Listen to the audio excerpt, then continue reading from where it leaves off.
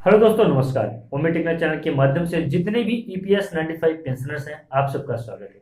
दोस्तों, आज मैं बात करने वाला हूं एनएससी टीम के कमांडर माननीय अशोक रावत जी 19 तारीख को होने वाले महाधिवेशन की तैयारी में लगे हुए हैं। मैं आपको यहाँ पे बताऊंगा कि 19 तारीख को होने वाली जो महाधिवेशन है, कौन कौन सी तैयारियां कंप्लीट हो चुकी हैं और आगे कौन सा प्लान करने वाले हैं माननीय अशोक रावत जी।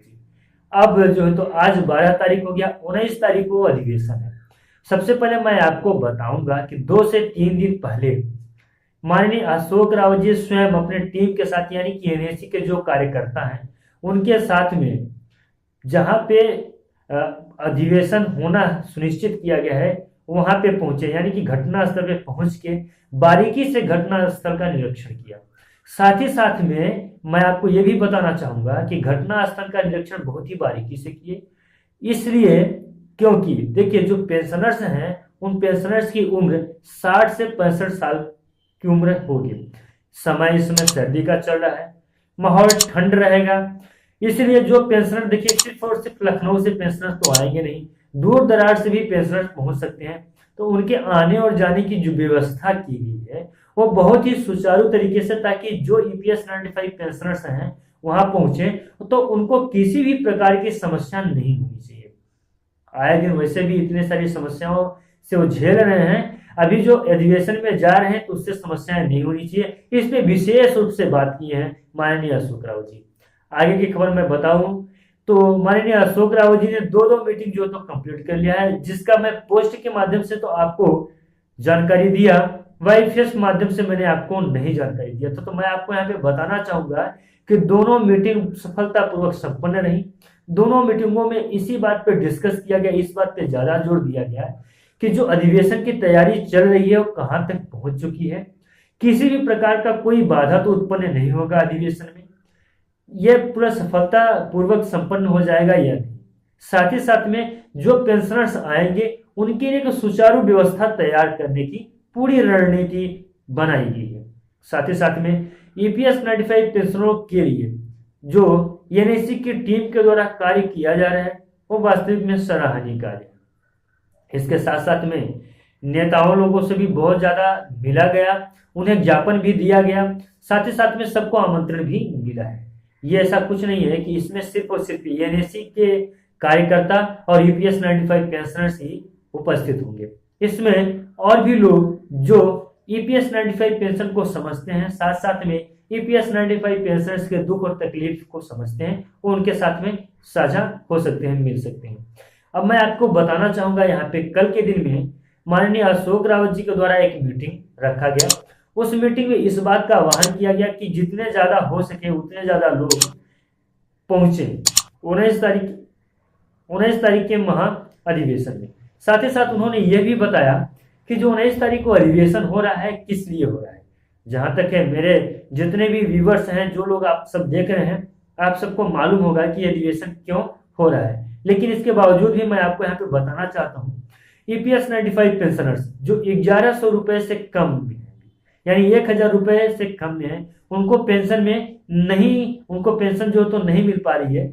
न्यूनतम पेंशन की मांग जो तो 7500 रुपए एनएससी की टीम की तरफ से रखा गया। जितने भी ईपीएस 95 पेंशनर्स हैं उन्हें 7500 रुपए मिलना चाहिए, ऐसा डिमांड रखे हैं। डिमांड क्या, ये हक है उनका। ये चीज है एक महाधिवेशन कि सबको जागरूक तथा सबको ये सारी बातें बताने का एक दौर है, कार्यक्रम है। साथ ही साथ में जितने भी ईपीएस 95 पेंशनर्स हैं उन्हें उनका हक दिलाने का ये काम है। अब एनएससी की टीम तथा माननीय अशोक रावत जी जो एनएससी के अध्यक्ष हैं उनके कंधे पे समस्त ईपीएस 95 पेंशनरों की जिम्मेदारी है और इस जिम्मेदारी को वो बखूबी वहन कर रहे हैं। और साथ ही साथ में जितने भी ईपीएस 95 पेंशनर्स हैं उन्हें वो चाहते हैं उनका हक मिले, क्योंकि ईपीएस 95 पेंशनर्स ताउम्र यानी कि जब तक उन्होंने नौकरी किया, होश संभाल के नौकरी जब से स्टार्ट किया और लास्ट भी नौकरी कर दिए, लेकिन उन्हें पेंशन के रूप में 1000 रुपए मिल रहा है, जो आए दिन इस महंगाई को अफोर्ड नहीं कर पा रहे हैं वो लोग। जितने भी ईपीएस 95 पेंशनर्स हैं उन्हें पेंशन दिया जाए।